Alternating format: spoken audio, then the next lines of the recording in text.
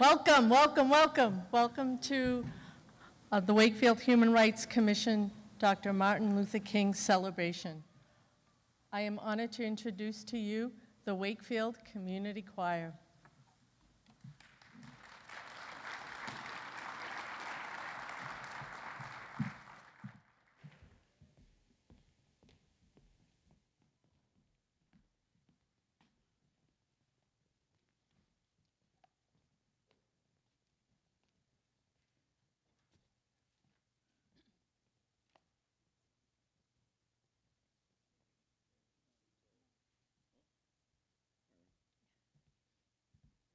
Ladies and gentlemen, boys and girls, we are the Wakefield Community Choir.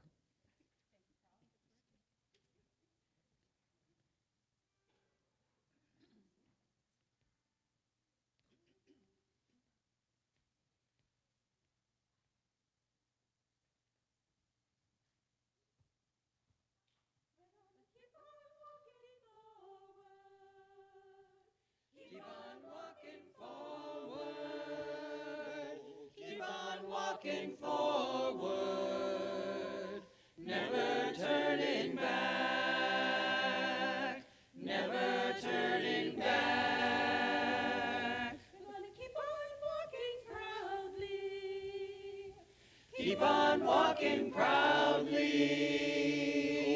keep on walking proudly, never turning back, never turning back. We're gonna keep on singing loudly. Keep on singing loudly. Keep on singing loudly. Never turning back. Never turning back. We're gonna keep on loving boldly. Keep on loving boldly. Keep on loving boldly. Never turning back. Never turning back. We're gonna sing for peace and justice. Sing for peace and justice. Sing for peace and justice. Never turning back, never turning back. We're gonna work for change together. Work for change together.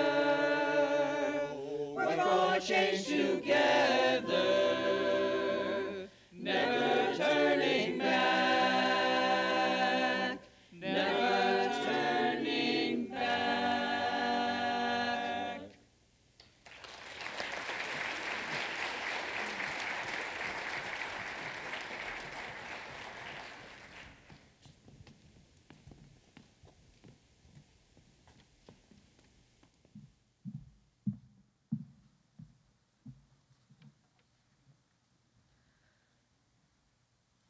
Good morning. On behalf of the Wakefield Human Rights Commission, welcome to this year's Dr. Martin Luther King celebration. My name is Pina Clementina Macharelli Patel, and I am honored to be the chair of the Human Rights Commission this year. I'd like to welcome a few folks who we are honored to have here. Welcome to Congressman Seth Moulton and State Senator Jason Lewis, Representatives Paul Broder and Donald Wong, who have always been supportive of our commission and the work we do. Town councilors Peter May, Tony Longo, Paul Donaco, Ann Santos, and our town council liaison, Maureen Butt. School committee chair, Tom Markham, Superintendent Doug Lyons, Superintendent Kim Smith, Principal Adam Colantoni, and Chief Rick Smith. And a special welcome to the esteemed members of the Wakefield Clergy Association. It's a beautiful day to celebrate Dr. King's great dream of a vibrant, diverse nation united in justice, peace, and reconciliation. A nation that has a place at the table of children of every race and a room at the inn for every person of need. Today, we are also celebrating the human right of participation. In December of last year, the United Nations celebrated the 70th year of the Universal Declaration of Human Rights. Participation, one of those rights, is the right that allows the voice of the people to be heard, never discriminated against on the basis of disability, race, religion, gender, descent, age, or any other grounds. Today, we honor individuals in the Wakefield community who have taken the path of social justice to create change by participation and not stopping when they hear no, or it is impossible to change the system. They are working to make a difference with those who are hurt or in despair, suffering from food and shelter insecurity, by simply asking the question, what is needed, and fulfilling those needs. These Wakefieldians are educating us about strength and identity and teaching us not to pass judgment. We will also hear from a leader in our community who is using his knowledge and passions to serve and inspire others.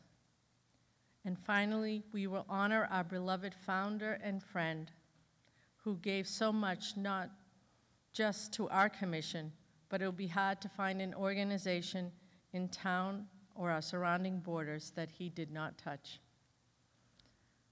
Distinguished civil rights leader and activist Coretta Scott King declared that the greatness of a community is most accurately measured by the compassionate actions of its members.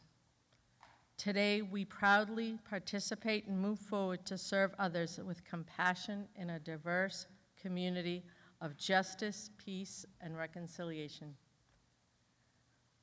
I would like to take this moment to especially thank the members of the Wakefield Human Rights Commission for their passion, energy, and participation. Rich Greif, Maria Moody, Rabbi Greg Hirsch, Isabel Castro Uscadero, Robert Vincent, David Watts Jr., Jennifer Betcher, Officer Amy Rando, Talat Aman, our graduating senior, Chief Rick Smith, Town Administrator Steve Mayo, Superintendent Doug Lyons, and especially Bill Chetwin. I am honored now to introduce Reverend Matthew Cadwell of the Emmanuel Episcopal Church.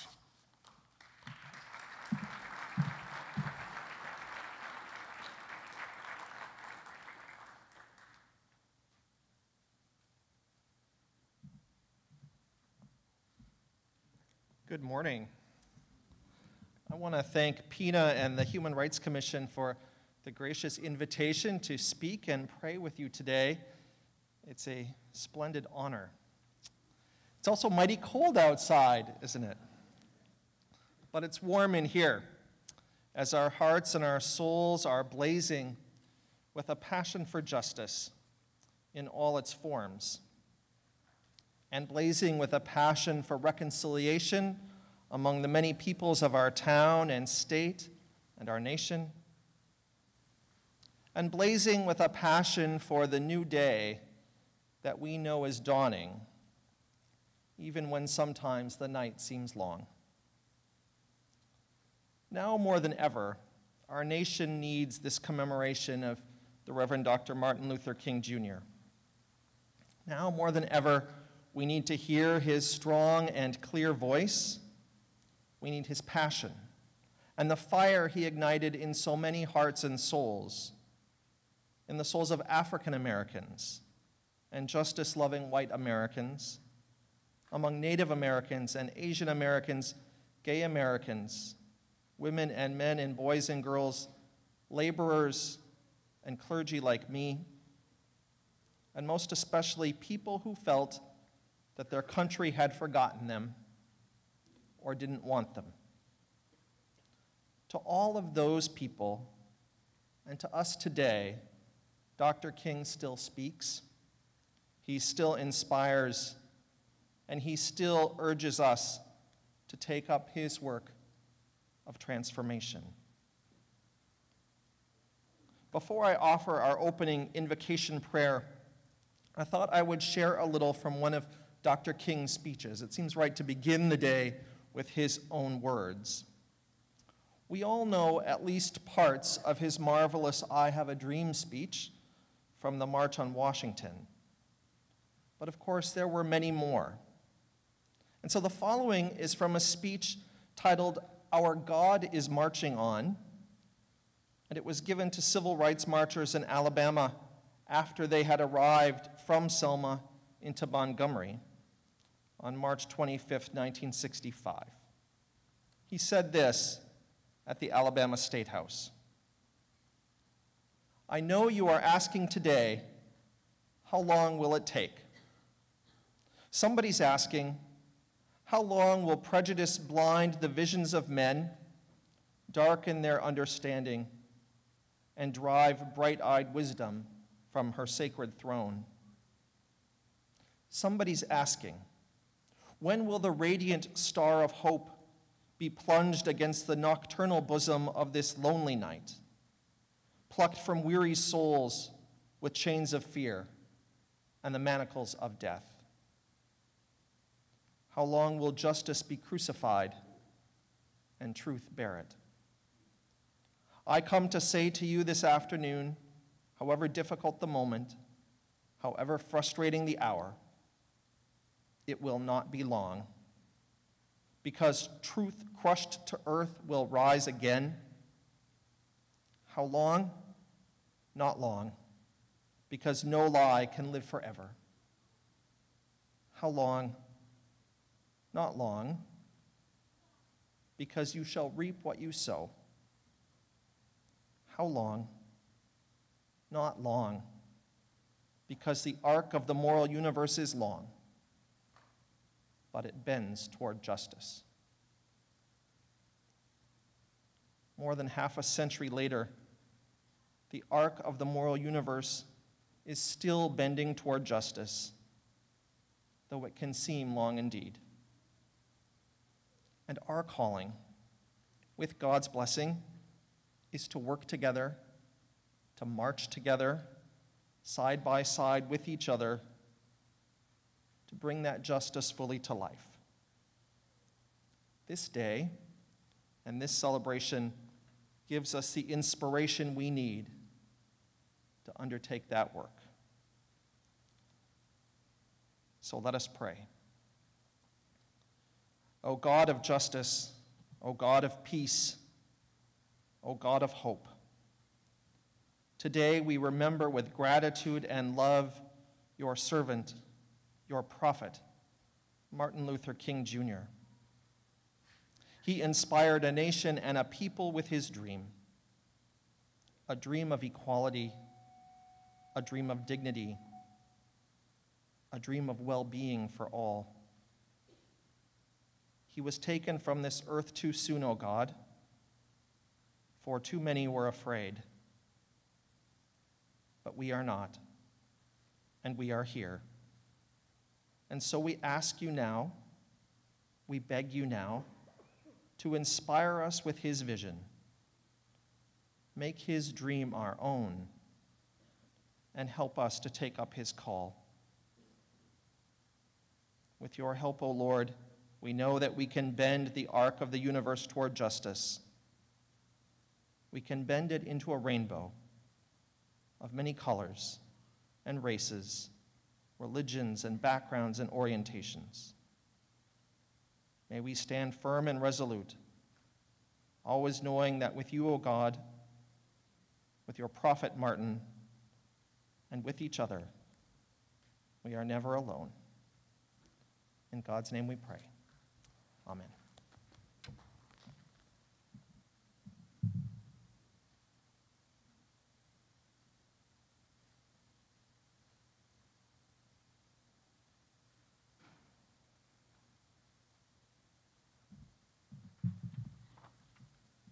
Hi, my name is Solomon, and I'm the high school representative to the Human Rights Commission, I would like to introduce the following Galvin Middle School peer leaders to recite a few quotes: Zachary Aria, Riley Burnham, Natalie Chankar, Harry Hodzik, Max McDonald, and Sebastian Price.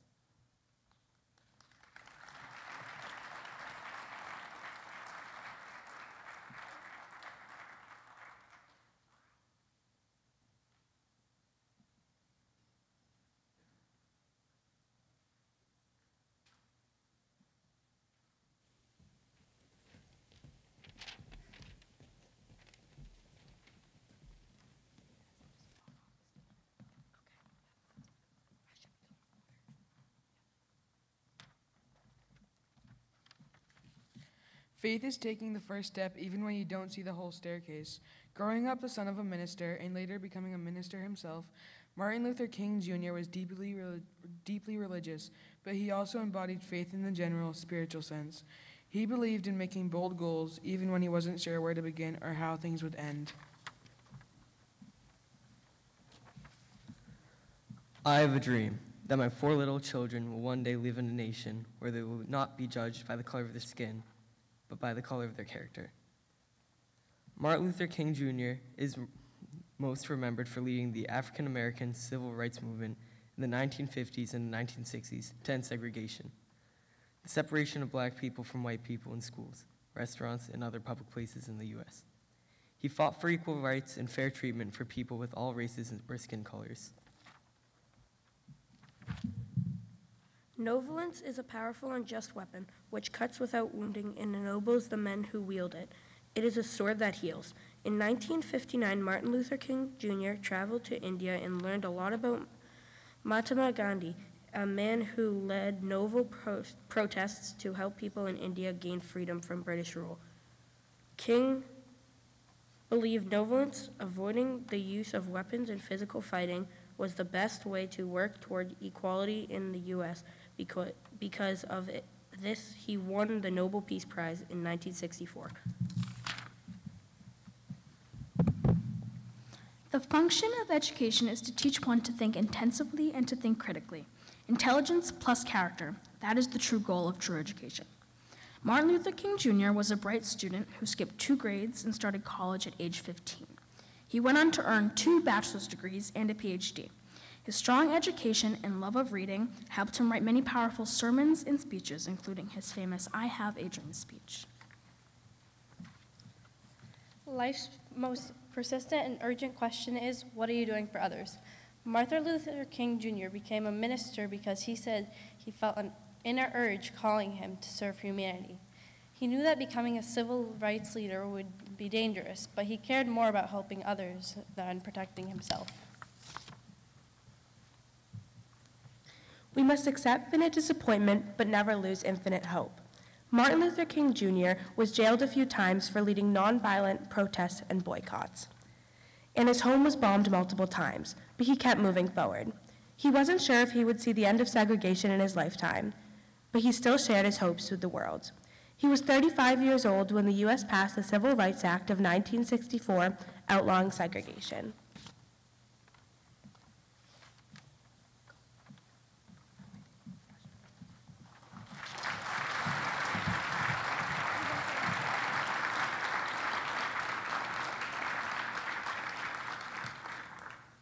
Okay, now we will be hearing from Galvin Middle School student Jenna Farber as she recites her speech, What Participation Means to Me.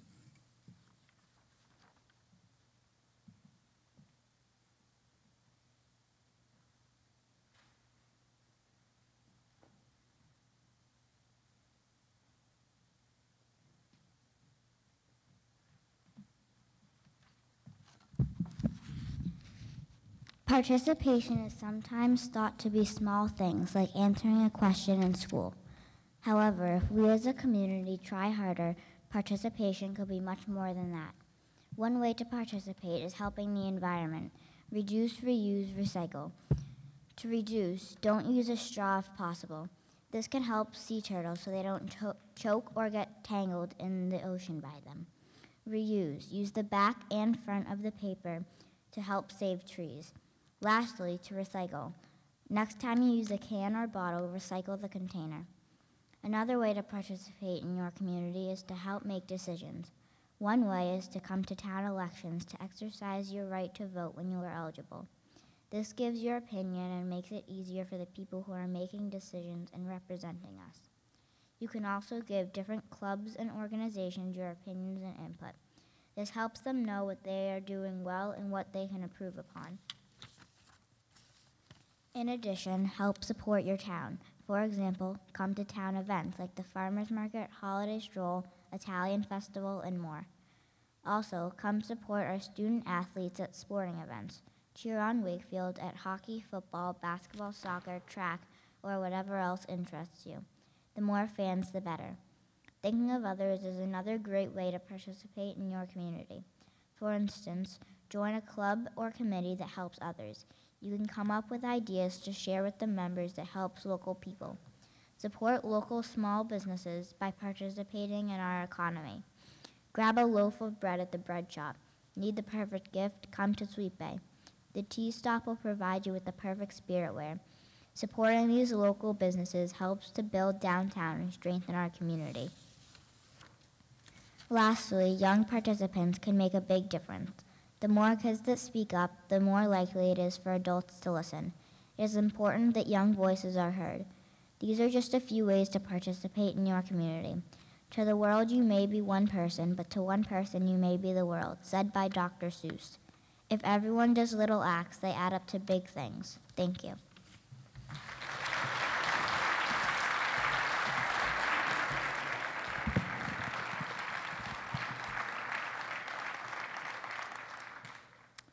Now, finally, we will be hearing from Wakefield Metco students Jonas Lele, Javis Shea, and Catalina Shea.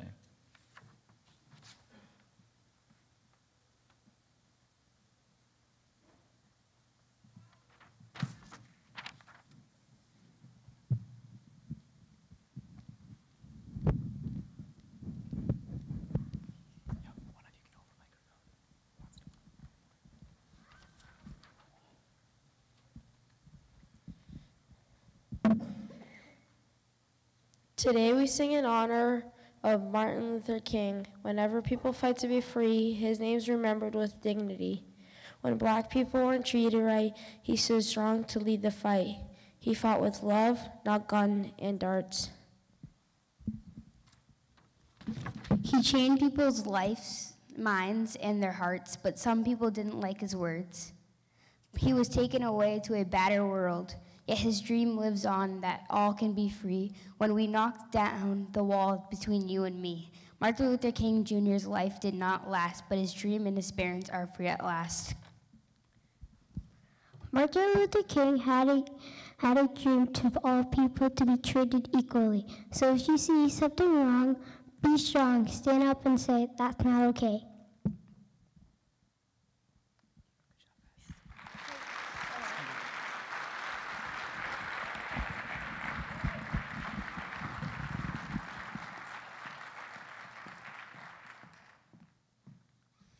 Good morning. I'm Jennifer Betcher with the Wakefield Human Rights Commission. The Dr. Martin Luther King Jr. Service Award recognizes and affirms those in Wakefield who are committed to serving others and who have made a significant and tangible contributions in promoting civil and human rights in Wakefield or beyond. This year, we're pleased to recognize 3 honorees: a community group, a student group, and a resident. Presenting these awards will be Peter May, Chair of the Wakefield Town Council, Tom Markham, Chair of the Wakefield School Committee, and Isabel Castro of the Wakefield Human Rights Commission. First up, I'd like to welcome Peter May to present the Community Award.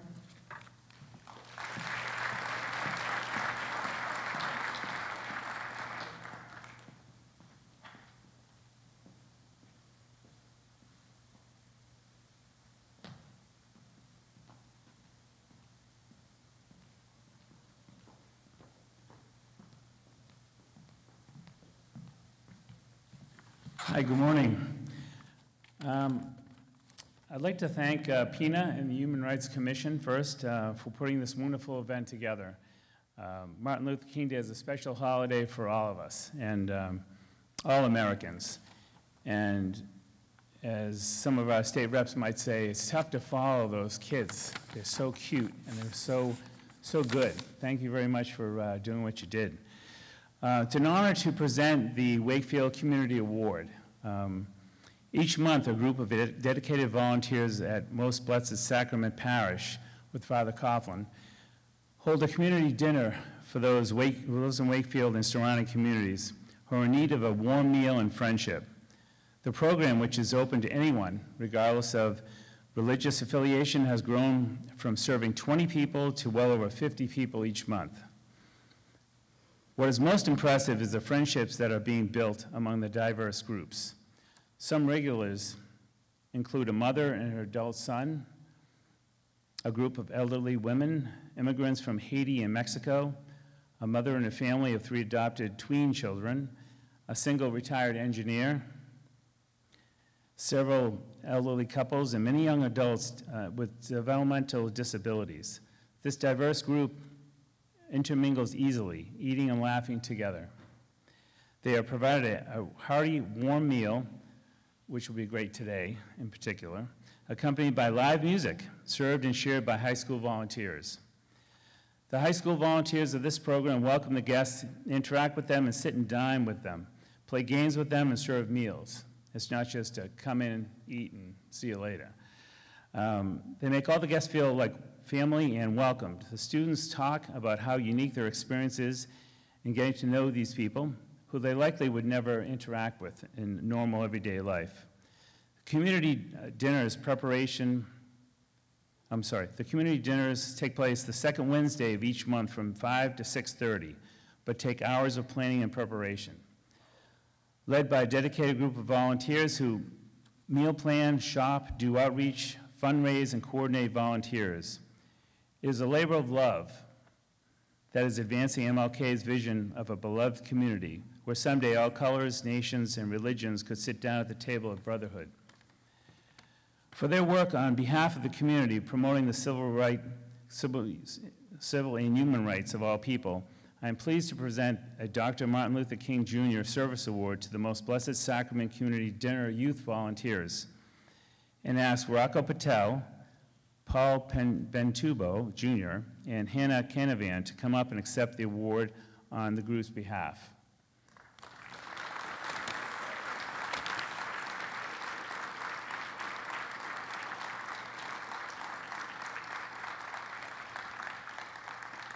Again, I'd like to thank Father Coughlin, too. I saw him come in earlier. He looked a little cold, so if you see him, warm his hands up a little bit. Okay. First, we have Hannah Canavan. Thank you very much.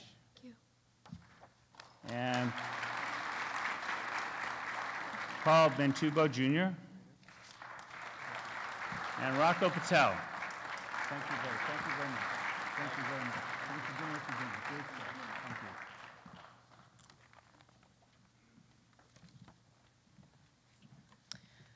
We accept this award with honor and gratitude. No academic or sports award could compare with an award that celebrates kindness. Because in the end, it isn't an invention that's going to save the world. It's not a world championship that's going to save the human race. No. What will save us instead is the compassion and love we feel for our fellow man. When you first start out volunteering at the community dinners, you don't always realize the difference you're making. How can something as simple as serving someone food make a change? How can talking to a person for a few minutes change their life? But then you see the smiles on their faces when they leave. Then you are startled when they remember your name and you remember theirs. Then you realize that a good meal can warm someone's heart. Then you realize that a 5-minute conversation can lift the weight off of someone's shoulder while making your own chest feel lighter, so that even when you're tired after a long day of school, you are still excited to make people smile. We have people from every walk of life coming to our community dinners. People with disabilities, immigrants, the elderly, the young, the financially poor, and even just people who are plain old lonely. These are people we would never have the chance to meet if it weren't for the community dinners. and our lives would be incomplete without them. We're not kidding when we say that our hearts feel lighter just by making another person smile. Kindness doesn't just affect the person receiving it. It reaches into the souls of the person giving it and makes their own world seem just a bit brighter. Today, Paul, Rocco, and I are the ones receiving this award, and we are extremely grateful for it. But we need you all to know that the reason the community dinner is so impactful is because of all the wonderful committee members who work endlessly to make our monthly dinners realize their full potential. We also would like to recognize the endless stream of volunteers who readily come to our aid, who donate food, supplies, and of course, their time in order to provide the best experience possible for our guests. Your help is wonderful, and we are extremely thankful for it. If it were possible, we would have everyone who is a part of the community dinner family be on stage with us today. But since it's not, then please accept our thanks and gratitudes and our hopes that we represent you well. This entire event was put together to celebrate a man known for, among so many other things, his compassion and kindness. Martin Luther King Jr. was a man whose life mission was to make the world a better place through the supreme power of the human heart. He gave his time, his love, his safety, and eventually his life, just so the rest of the world could shine a little brighter. Yes, we can all agree that he was a great man. But what some of us may still doubt is our own greatness, our ability to create lasting change. We all celebrate Martin Luther King, but when we think of him, sometimes we can't help but think we are lacking in comparison. Well, let us tell you all something, an irrevocable truth. None of us are lacking, and we can all be great. For you see, in the words of Martin Luther King, everybody can be great, because anyone can serve. You don't have to have a college degree to serve. You don't have to make your subject and verb agree to serve. You only need a heart full of grace, a soul generated by love. And we at the community dinners are inclined to agree with him.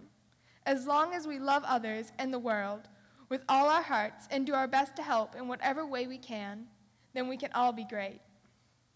So while we still have the stage, we would like to invite you all to embrace your inner greatness and do something to help your fellow man. Doesn't have to be big, just a smile and a wave to a stranger will do. Because we swear to you that if we all did these simple acts of kindness, this country, this world would change for the better. Thank you to the Human Rights Commission for this auspicious award.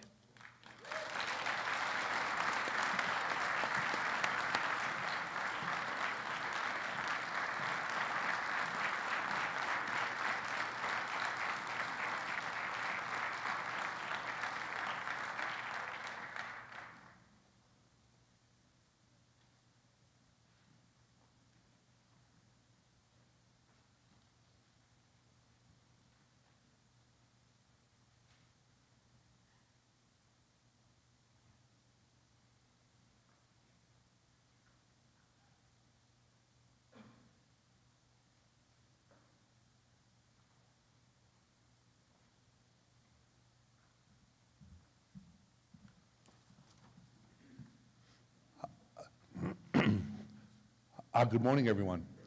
It's a pleasure to be here this morning and a pleasure to have been invited to make a special award and a special recognition.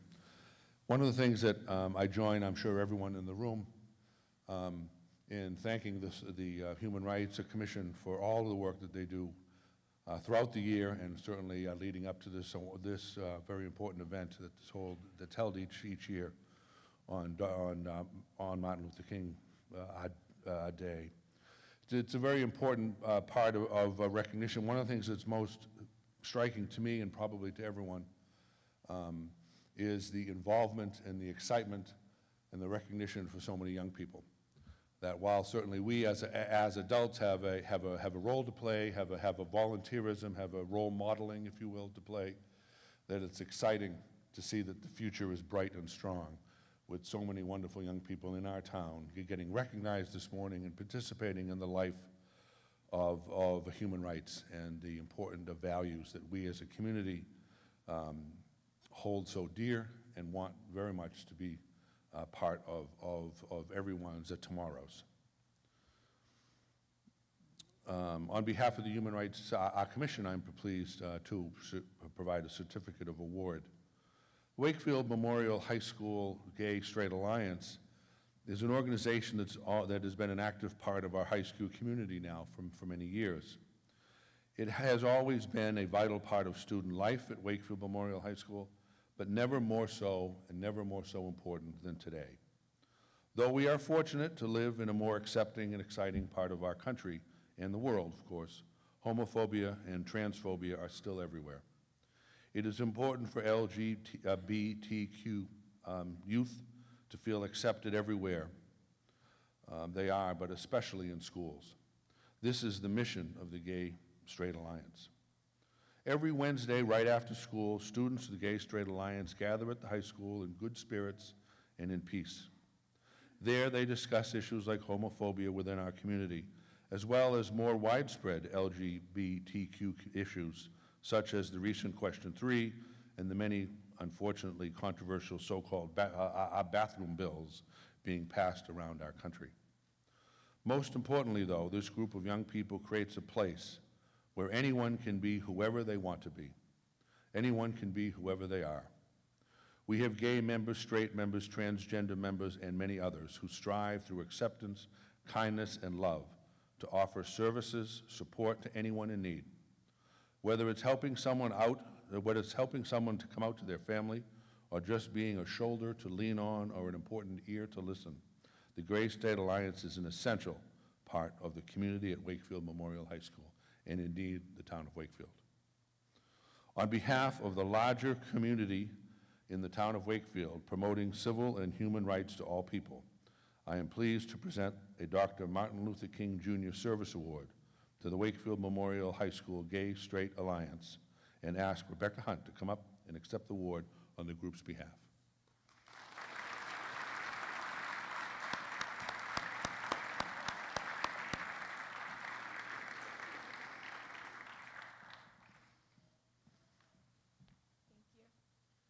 The certificate reads, the Town of Wakefield Human Rights Commission recognizes Wakefield Memorial High School Gay Straight Alliance with the Dr. Martin Luther King Jr. Service Award for their efforts on behalf of their community promoting the civil and human rights of all people. Congratulations for being the Wakefield student group who best exemplifies Dr. King's adage, quote, intelligence plus character. That is the goal of true education, unquote. Signed by the chair of the Wakefield Human Rights Commission and our town administrator this day, January 21, 2019. Congratulations. Thank you.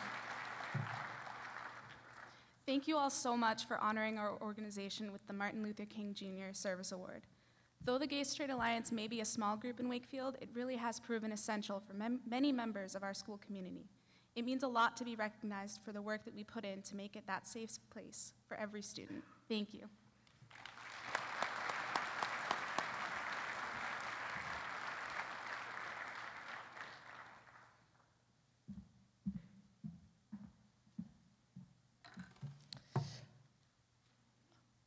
Folks, I am pleased to introduce to everyone our United States Representative from the 6th District, Congressman Seth Moulton.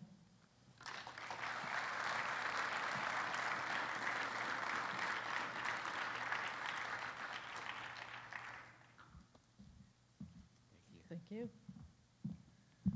Good morning. It's great to be here. This is the third gathering for Martin Luther King Day that I've attended so far today. I have more than that to come. And it's amazing how many people are coming out. It's almost like we have a problem with division or racism in our country. Not to make light of it, we do. And I know that's why so many of you are here today. I think it's important to also acknowledge that this is an important morning because of what happened last night. How many of you watched the Pats? All right. And if you were catching the commercials between plays, you may have seen one of my colleagues on CBS giving a public service announcement about today, Congressman John Lewis from Atlanta. How many of you know Congressman John Lewis?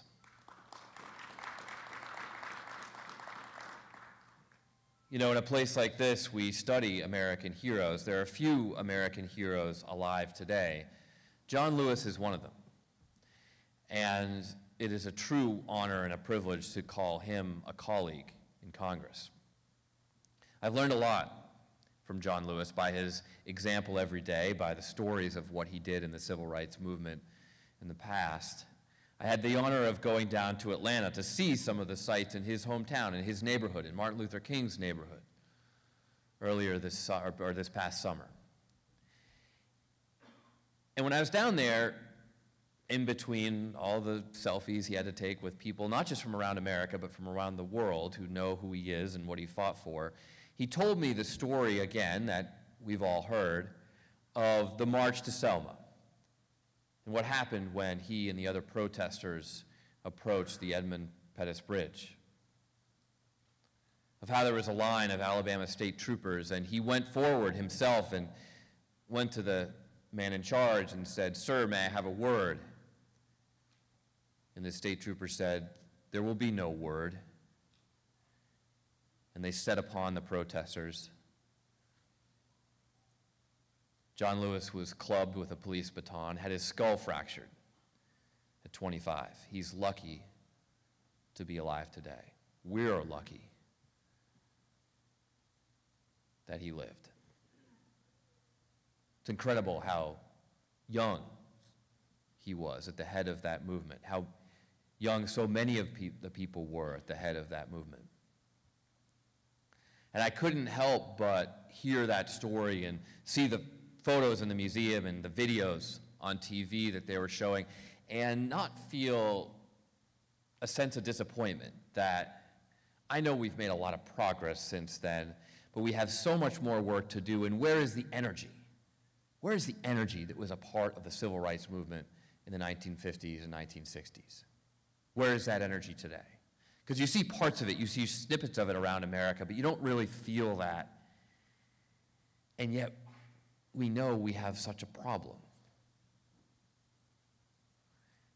You know, I talk a lot about educational opportunity, not just when I come to schools, but everywhere I go, about how your chance at a good education in America today is largely dictated by the zip code in which you're born. You have a beautiful school here in Wakefield. A lot of kids throughout America, throughout our own district, right here in northeastern Massachusetts, don't have schools like this. But I said this at a breakfast not too long ago, and a young woman from Lynn, an African-American girl, stood up and said, "Seth, you talk a lot about how educational opportunity varies by zip code, but even within the same zip code, I don't have the same opportunities that my white colleagues do. Educational achievement is not the same. I don't have the role models that they do in this school." And she's right. And it made me think. It made me think again about that feeling I had down in Atlanta with John Lewis, that there's so much work to do still today, right here at home in Massachusetts. And yet I wish we had more energy to do it. The second thought that I had when I was down in that museum in Atlanta came when I was looking at the mug shots of the Freedom Riders on the wall. How many of you guys know what who the Freedom Riders were? The Freedom Riders were people who came to protest discrimination, specifically on the inner city bus system in the South.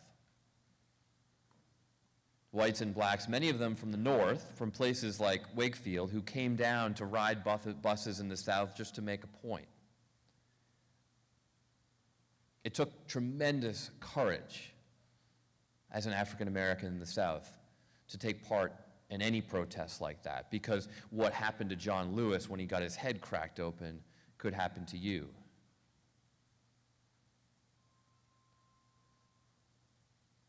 But there's also a sense, looking at those mugshots on the wall as a white man, that if I had been alive then, I would want to see my mugshot on the wall too, amongst the black and white and brown folks who were all up there together in this fight. And the point that hit home to me is that the civil rights fight that so often we see in the protests after yet another unarmed black man is shot, or in the Black Lives Matter movement, in other parts of the country, often that civil rights fight that we see carried on by certain groups of people in America, it's all of our fight. That fight belongs to all of us. And people like me should be doing more too. You know, I don't feel the daily effects of racism in my life because I just happen to be born who I am. I don't have to worry about teaching my daughter what to do when she gets pulled over so that she won't be shot. But if my daughter were black, I'd have to teach her that.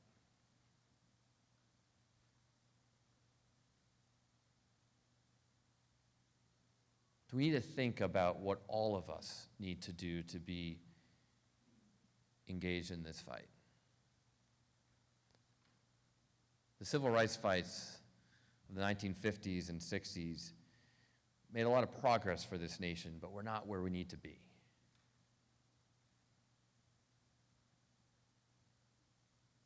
And I think all of us, myself included, need to recommit ourselves,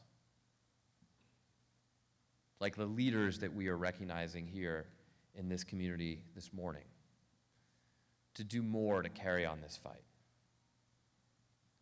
The point of today shouldn't be just to remember the achievements of the past. John Lewis were here right now, he wouldn't be talking about the past. He'd be talking about the future and the role that we all need to play in making sure that that future is one that we live and celebrate together. Thank you.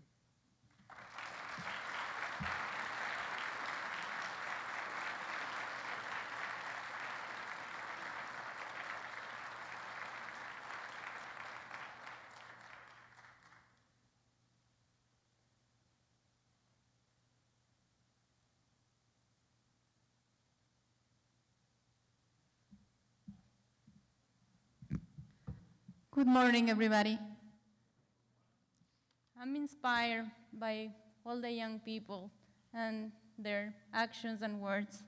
And I am also proud to present today the Service Award to somebody that has been servicing her community, the world, since a very young age. So I'm very proud today to present the award to Seritin Risotto.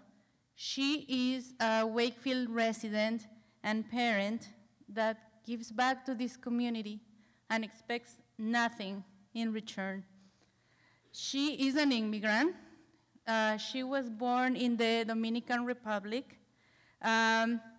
She is very accomplished. She is the Metro Credit Union Vice President of Emerging Market and Community Relations. The road to become the only Latino or Latinx executive in a highly competitive banking world didn't come easy. Her list of service accomplishments is long and varied, so prepare. She is a member of the Board of Trustees for the Immigrant Learning Center, Phoenix Academy Charter School, Casa Myrna, North Suffolk Mental Health, the East Boston Social Center, the New Market Business Association, and the Governor's Public Education Nominated Council. She is the past president of the Chelsea Rotary Club, where she was instrumental in raising funds and executing a plan to build a hospital facility in an indigenous area in Colombia. She is also an advocate for the disabled, supports AIDS advocacy, and helps combat domestic violence. She is also continuously committed to making Wakefield a better place and a more inclusive community. She organizes very often events for charity for members of our community. In 2018, she organized a very fun spa event, but where all the donations all went to the Wakefield Alliance Against Violence. Last year, Seritin coordinated the third annual Hearts Heal Holiday Dinner. She and Dave, also a valued member of our community, organized a turkey dinner for 60 seniors at Hearts Hill. She spends time helping at food pantries in Sagos, and she is a frequent volunteer in the Wakefield Public Schools. She treats everyone with respect and dignity, and is living proof that kindness only leads to kindness. For her work on behalf of the community, promoting the civil and human rights of all people, I am pleased to present a Dr. Martin Luther King Jr. Service Award to Seritin Risotto.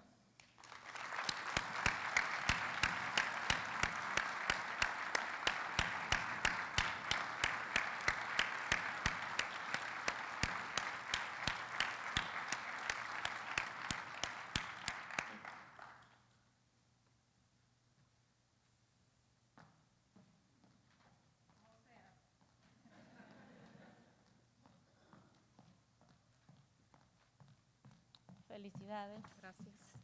Gracias por todo. Ay, gracias a ti. I want to start by congratulating my fellow award recipients. The Most Blessed Sacrament Community Dinners the Most Sacred Sacrament Community Dinners, and the Wakefield Memorial High School Gates and Straight Alliance. Congratulations. I also want to acknowledge all of our young and diverse leaders taking part in this very meaningful celebration this morning. How about a round of applause for them?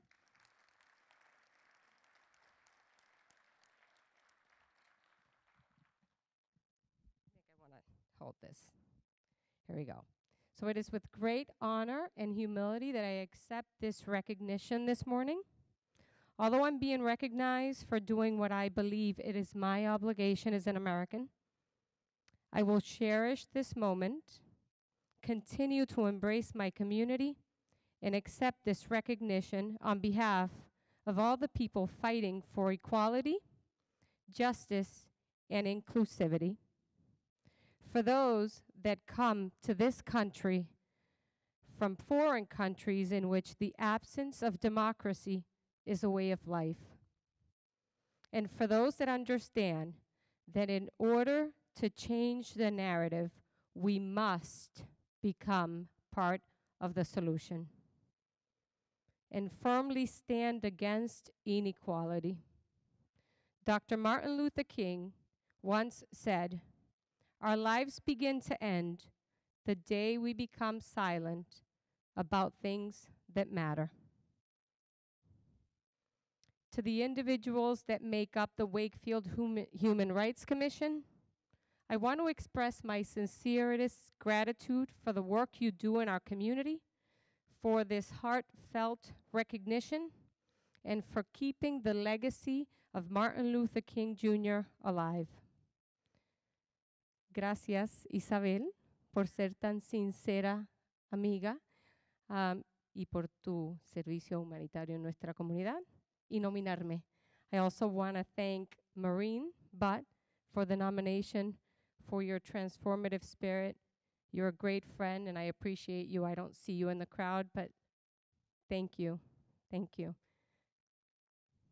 Lastly, I'd like to dedicate this award to my dear friend, Celia Matarazzo, who lived a life of service and tragically lost her life to domestic violence last month. She embodied the essence of Dr. Martin Luther King Jr., and I am very proud to call her my friend. Thank you all, and enjoy the rest of your program.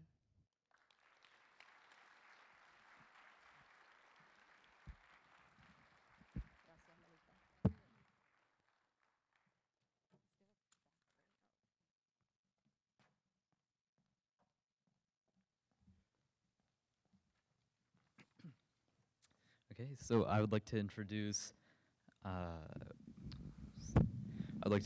Elizabeth Nordine, Gabby Pandolfo, Melodia McCall, Braylon McLaughlin from Wakefield High School, and they will be performing A Soft Place to Land.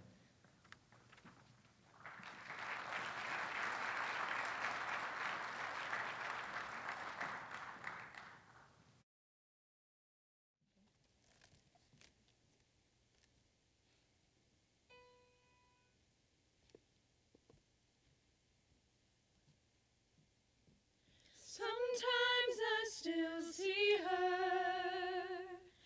my mother, the dreamer. She'd say nothing's impossible, child. A dream needs believing to feel like the real thing, like some stranger you recognize. So pure, so electric, so sure, so connected to those little believers inside. May we all be so lucky, but dreams are elusive. The kind we've gotten used to is nothing I can feel, nothing I can hold, nothing I can have, nothing that I know. Dreams come and they go, but hold them and keep them, and know that you need them, and know that you need them. When your breaking point's all that you have, a dream is a soft place to land. May we all be so lucky.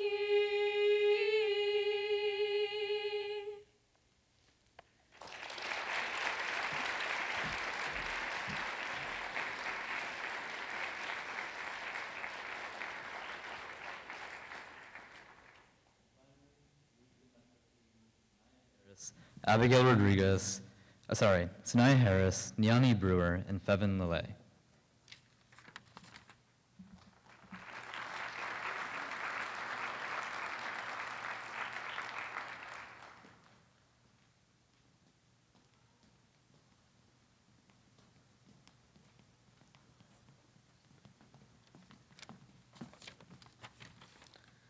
Dear Black people, I am Black, I am beautiful, I am intelligent, I am enough. Society doesn't define me. The media does not tell me who I am. I overcome overcomers. I overcome from overcomers the true definition of strength and perseverance. Therefore, I will accept nothing less than that for myself. Hey, Black child, do you know who you are, who you really are? Do you know what you can be, what you want to be, if you try to be what you can be?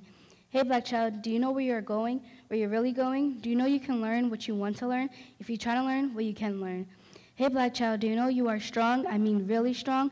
Do you know you can do what you want to do, if you try to do what you can do? Hey, Black child, be what you can be, learn what you must learn, do what you can do, and tomorrow your nation will be what you want it to be. Finally, his dream came true in 1964. The Civil Rights Act passed and began to open doors. People of color were finally given equality after a battle much too long. But Martin showed us how to fight against something that was so wrong.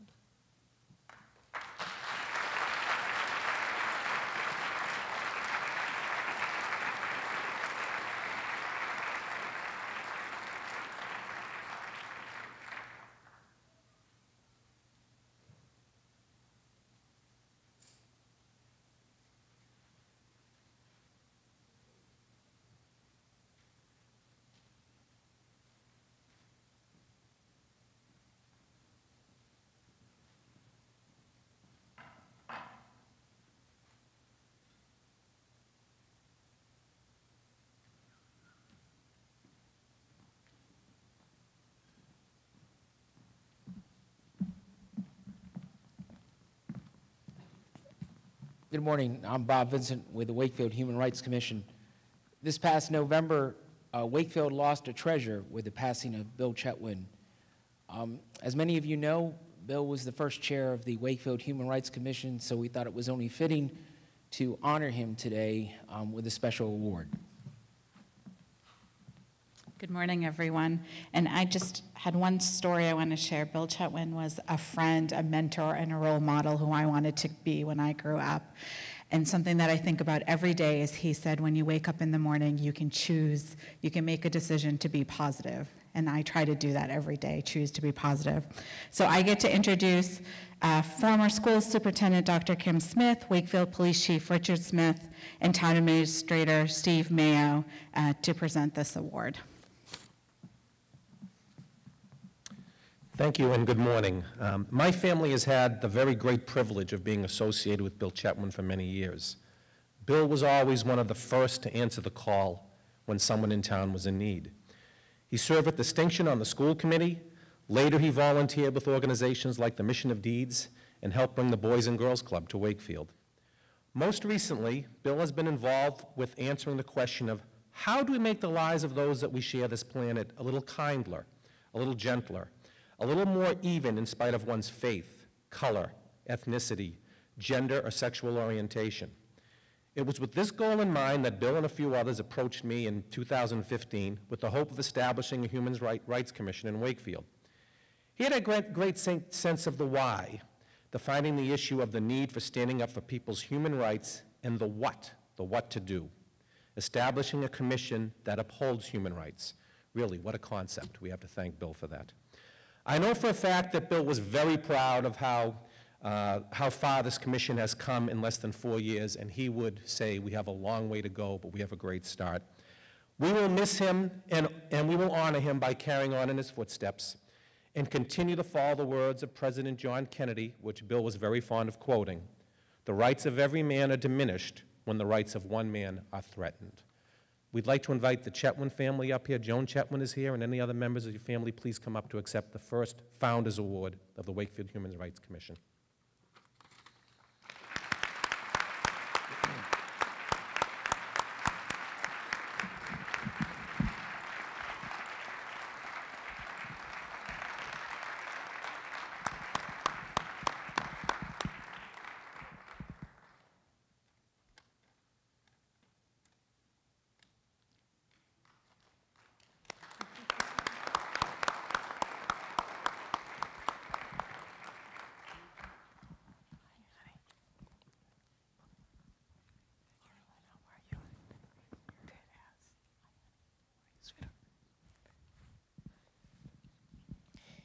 So Chief and I would like to read the plaque to you as we present it to you. The Wakefield Human Rights Commission Founders Award. The Wakefield Human Rights Commission proudly presents the Founders Award in memory of our dear friend, William Bill Chetwynd. Through his exceptional leadership, his steadfast commitment to promoting civil and human rights, and loyal devotion to Wakefield, the Human Rights Commission was established in 2015.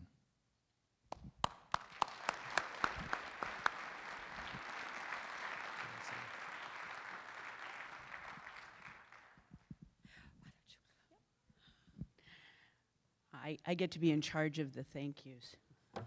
I am Bill's daughter, Laura Lynn.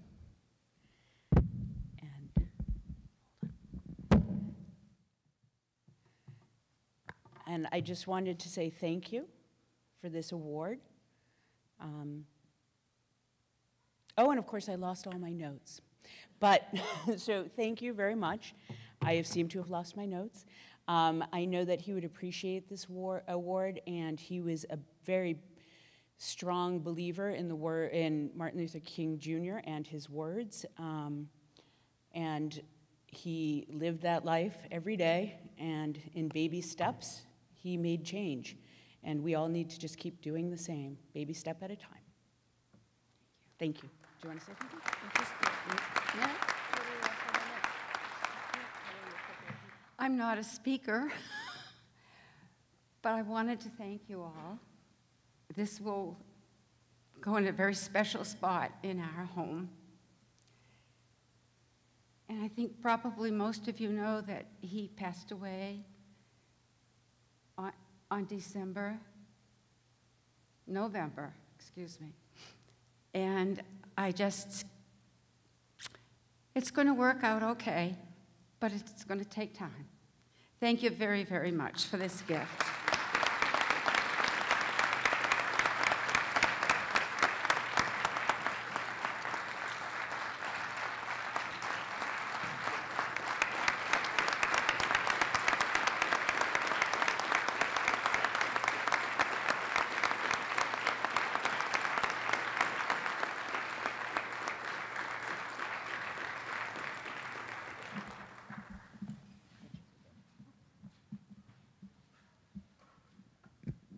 Good morning, everyone. I'm Rich Greif, the Vice Chair of the Wakefield Human Rights Commission.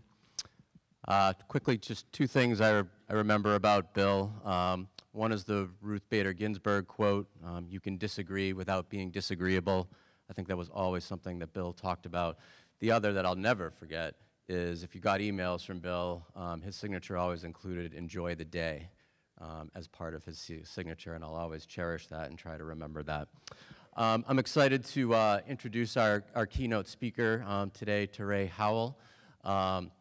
He grew up, you'll read a little bit about his bio in the program. He grew up in the inner city in Newark, New Jersey, but persevered and is now an attorney for Nixon Peabody. Outside of that work, he's really passionate about social justice work. He volunteers for a number of organizations, including the Boston Debate League, does a lot of pro bono work around immigration and housing rights. And when I talked with him, one of the things that really struck me the most when he works with some of the students is how surprised they are to learn that Teray is an attorney. And I hope one day that that is something that won't be a surprise to other students and children to meet an African-American attorney like Teray. So please join me in welcoming Teray Howell.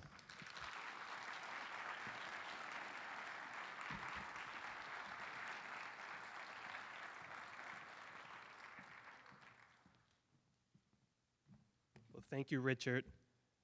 I appreciate the opportunity to talk to you today, and thank you to the town's Human Rights Commission for inviting me here. As Richard said, I'm not native to Wakefield, but I've lived here for several years and have grown to enjoy the community. And I must say, it is exciting to see the community come together today and honor the legacy of Dr. Martin Luther King Jr. This year's theme is participation. The Universal Declaration of Human Rights explains that participation means the voices of people who are often excluded should be heard and heeded, especially when those people are marginalized or discriminated against because of their race, disability, religion, gender, descent, age, or on other grounds.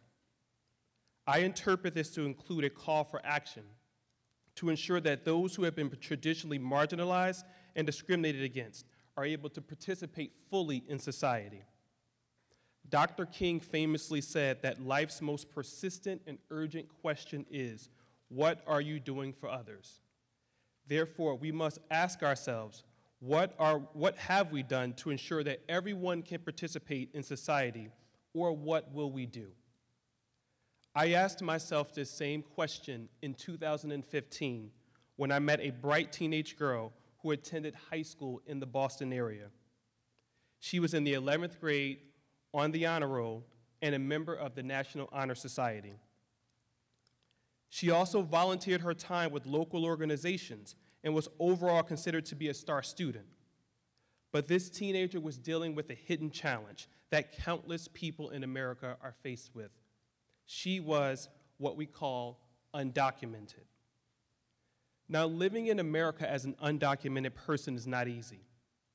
People who are undocumented are often mistreated and marginalized. My law firm took on this teenager as a pro bono client because we wanted to find a way to help her become a legal resident so that she could, going forward, participate in society. Our client left Haiti at the age of 13 with her mother in search for a better life in America. Now, Haiti is a beautiful country full of rich history and a vibrant culture. However, the social and economic conditions in Haiti have made life hard for many of its citizens. While representing the teenager, I learned about the violent crime that kept her and her mother fearful for their safety. I learned about the constant threat of kidnappings where children were taken for ransom, even if the child was from an impoverished family. I learned about how the kidnappings hit close to home for my client when one of her classmates was kidnapped and the sheer dread that she felt every time that she was in public. And I also learned about how the living situation worsened after the devastating earthquake that hit Haiti in 2010. Her home was badly damaged during the earthquake and rendered structurally unsafe. So therefore, they had to spend several days living on the streets of Port-au-Prince, Haiti, with dead bodies lying around them. The teenager and her mother could hear the screams of people who were trapped in collapsed buildings nearby. And they eventually moved into the temporary shelter of tent cities set up for survivors of the quake, but didn't find the living conditions to be much better.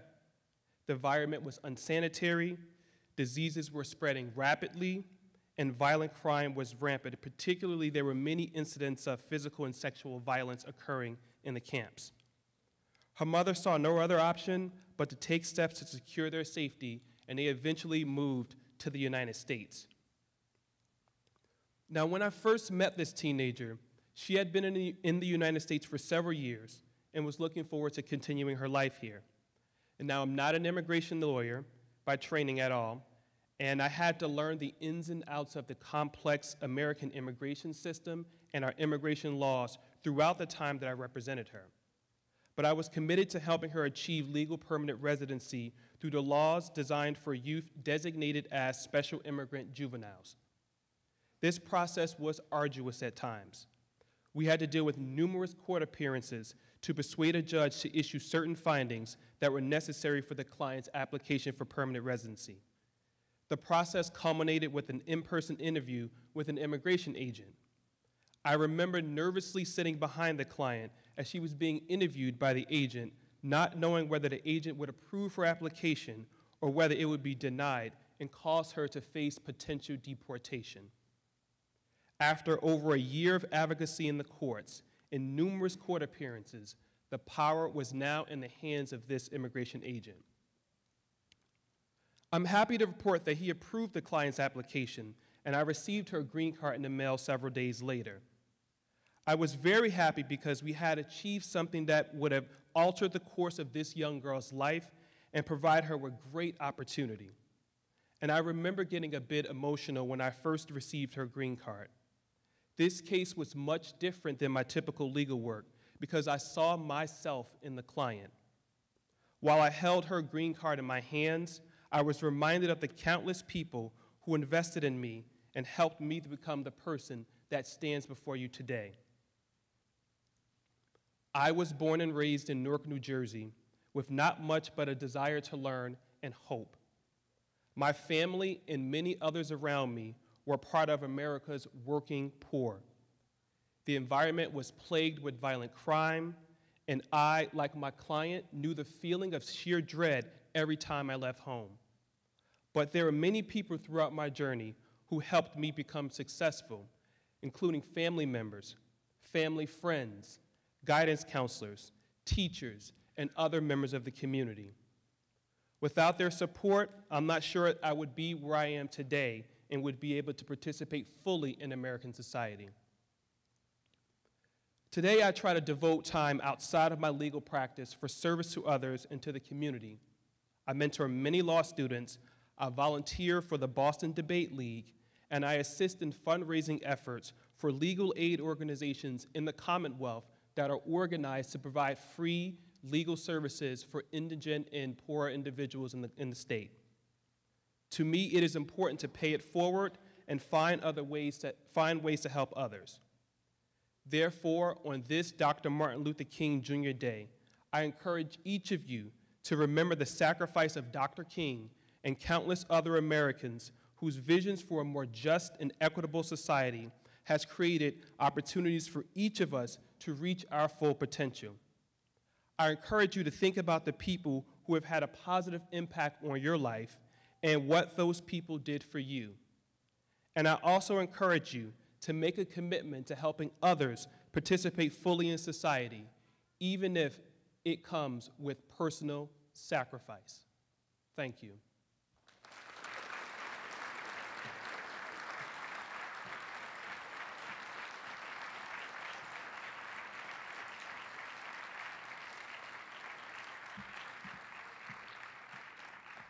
Thank you, Teray, for those words. I'm pleased to introduce someone who is a very strong supporter and defender of human rights in our region that we've worked closely with for the last several years.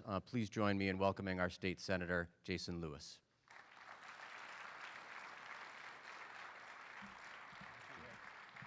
Thank you so much. Good morning, everyone. I know I'm the last speaker standing between you and a hot cup of coffee, so I will promise to keep it brief, but I really delighted to join all of you this morning as we once again celebrate the life and the legacy of Dr. Martin Luther King Jr. and recommit ourselves to the work of social justice that goes on in our community every day. And thank you so much for braving the cold to be here today.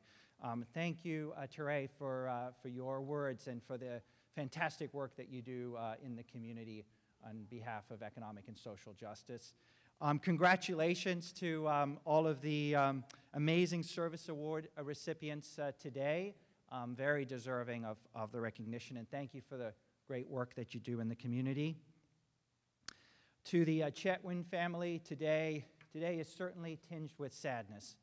And I know from my personal experience and time with Bill how much he enjoyed this event every year, and how much he's missed today and every day.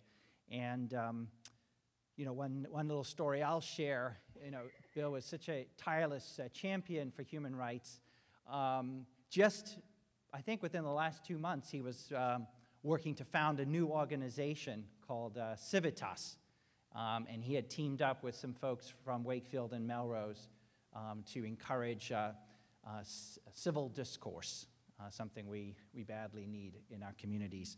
And I look forward to being part of continuing that effort.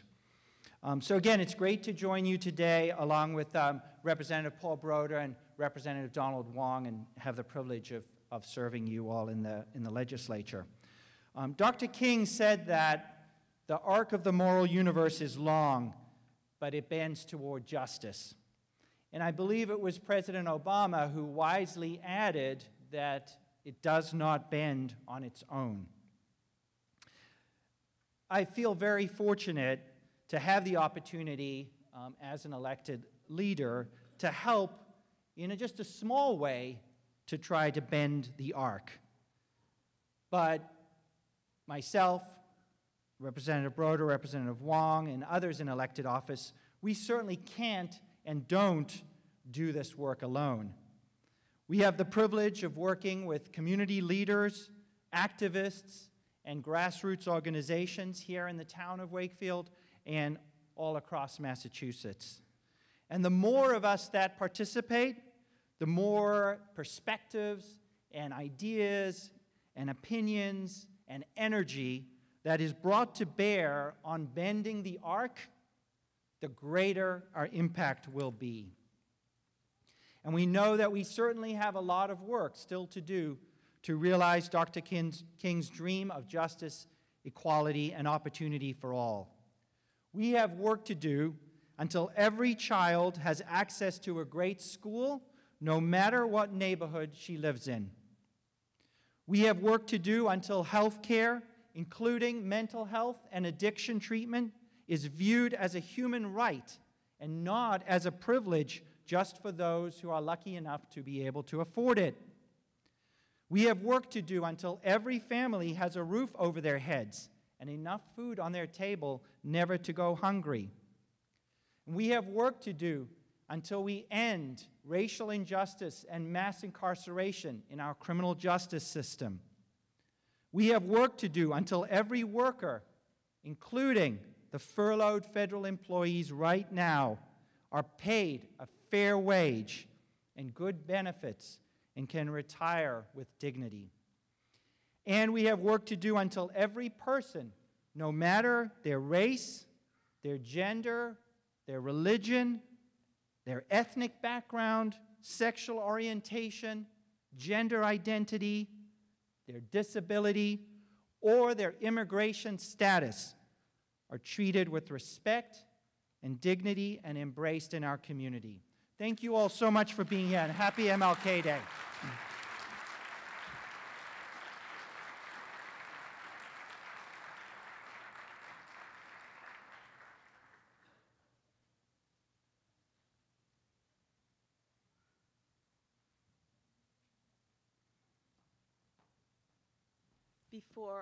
Before the closing words or prayer, we have one more song.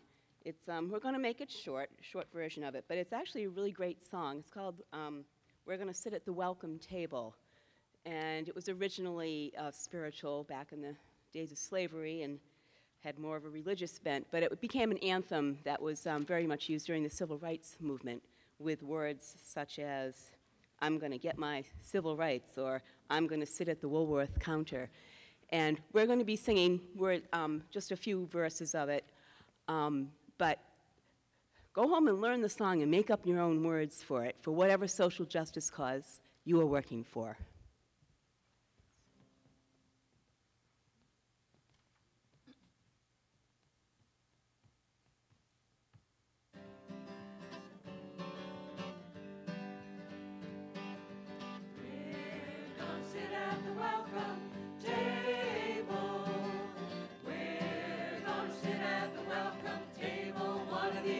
Hallelujah. We're gonna sit at the welcome table.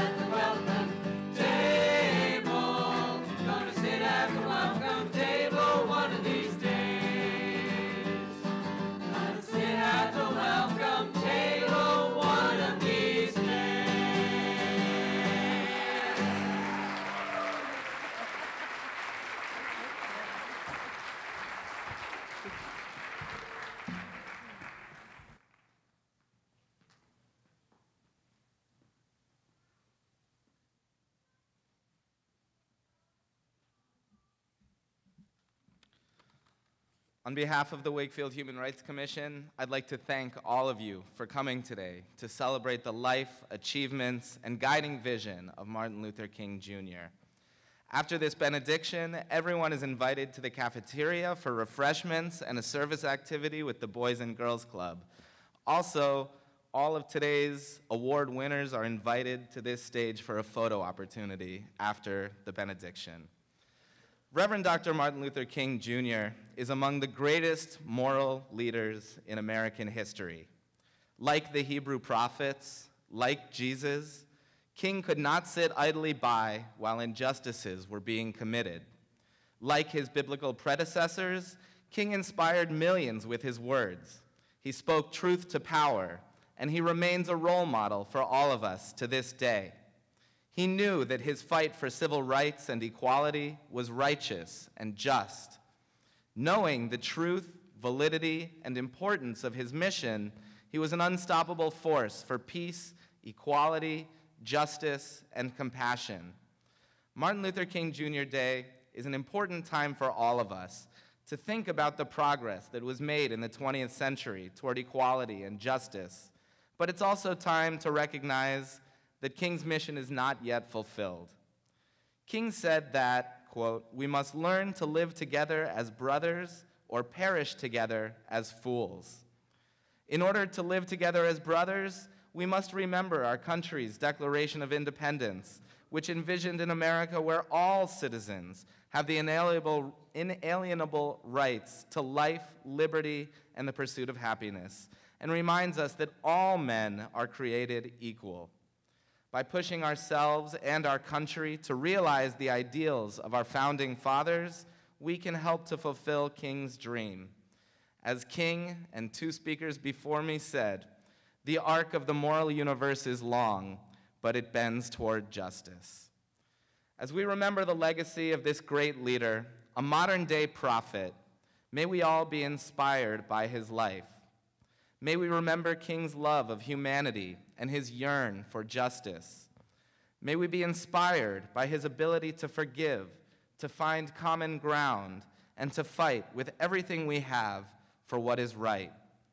May we, as brothers and sisters united, help to bring about greater equality, peace, and justice in our time.